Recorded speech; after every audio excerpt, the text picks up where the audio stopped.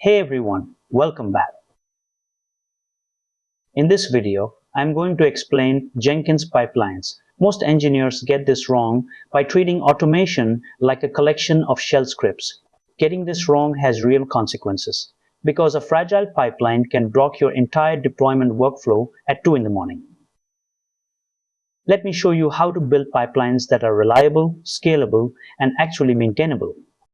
Building a Jenkins pipeline is the difference between a team that struggles to ship code and a team that deploys with confidence. Let us dive into exactly how these work. We have a lot to cover. Specifically, we will look at why manual jobs fail to scale, the core differences between declarative and scripted syntax, and the internal architecture that drives your builds. Then we will walk through writing a production-ready Jenkins file, including parallel stages and advanced error handling. Finally, we will address common mistakes that cause pipelines to break. Watch the full video without skipping any content to understand it better. Before we get into the topic, a small request to you. I have already uploaded many technical videos on different technologies and tools. We share more knowledgeable content every day. So if you are interested in learning and want to improve your skills, make sure you have subscribed to our channel and join our WhatsApp community. The join link is available in the description or scan the QR code shown on the screen. Let us get started. The biggest problem with managing Jenkins jobs through the web interface is that it becomes a black box. You have no way to track who changed a build step or why. When you need to set up a new environment, you end up clicking through dozens of menus, which is prone to human error. This creates a bottleneck where only one person knows how to fix a broken build. That is exactly the problem pipelines were built to solve. So what is a Jenkins pipeline really? It is essentially code that defines your entire build process. Think of your software delivery like a factory assembly line. Each step is a workstation on that line. If the code fails to compile at the first station, the assembly line stops immediately. This guarantees that every artifact reaching the deployment stage has passed every required quality gate. Before we start, ensure your environment is ready. You need a running Jenkins server on a Linux distribution like Ubuntu. Make sure the pipeline plugin is enabled. You should be comfortable with Git, as pipelines live in your repository. Have your terminal ready to run diagnostic commands. Finally, ensure you have admin access to the Jenkins UI, as we will need to configure credentials. Take a moment to review each point shown on screen. Here is how it works internally. The Jenkins controller acts as the brain. It manages the schedule and the configuration. When a build is triggered, the controller sends the instructions to a build agent.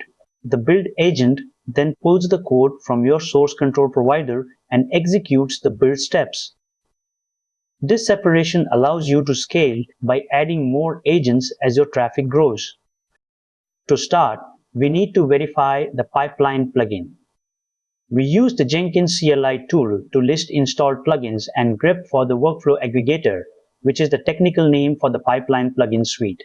If you see an output like this, your server is ready to execute pipeline code. This is a declarative pipeline. It is the modern standard for Jenkins. The pipeline block defines the entire structure. The agent any directive tells Jenkins to use any available executor. Inside, the stages block contains the actual work. Here, we have a build stage that just prints a message to the console. It is simple, readable, and version controlled. In a production environment, you need more than just building. Here, we run a shell script to execute tests. The most important part is the post block at the end. If the build fails, it automatically sends an email to the dev team. This is a pattern senior engineers use to ensure they never miss a broken build. It keeps the team informed without manual monitoring. If you see this error, it means you have a syntax error in your Groovy code. Jenkins pipelines use Groovy under the hood. Usually, This happens because of a missing brace or a misspelled keyword. Check your indentation and verify all your opening and closing braces match. A good IDE with Groovy support can often catch these before you even commit your code. The fix is to ensure the stage block is correctly nested inside the stages block. Notice how the indentation makes the structure clear. Every stage must be wrapped in a pipeline block, and every step must be wrapped in a stage. If you follow this structure, you will avoid most compilation errors. Consider an online retailer serving 5 million requests per day. They were spending 4 hours manually deploying their microservices. By migrating to Jenkins Pipelines with automated testing and parallel execution, they reduced their deployment time to just 15 minutes. This change cut their rollback incidents by 85%, proving that reliable automation is essential for high-scale retail. When should you use Jenkins? If you have complex multi-stage build requirements or need to integrate with legacy enterprise tools, Jenkins is a powerhouse. However, if your team is small and prefers cloud-native tools like GitHub Actions, Jenkins might be overkill.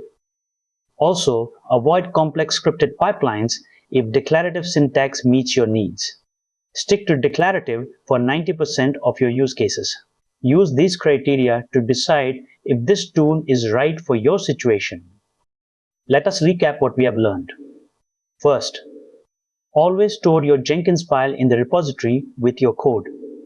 This is the cornerstone of infrastructure as code.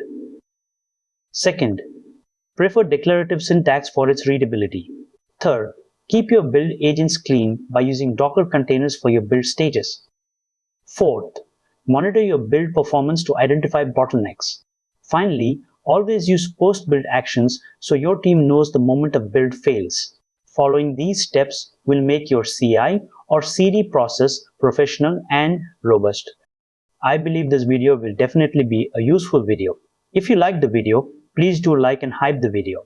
Also share it with your friends and groups. It may be useful to somebody else. If you have any doubts or any requests, please let me know in the comments. Make sure you have subscribed to stay updated for our regular videos. Join our WhatsApp community using the link in the description because we share more knowledgeable content every day. Thank you for watching. See you soon in the next video.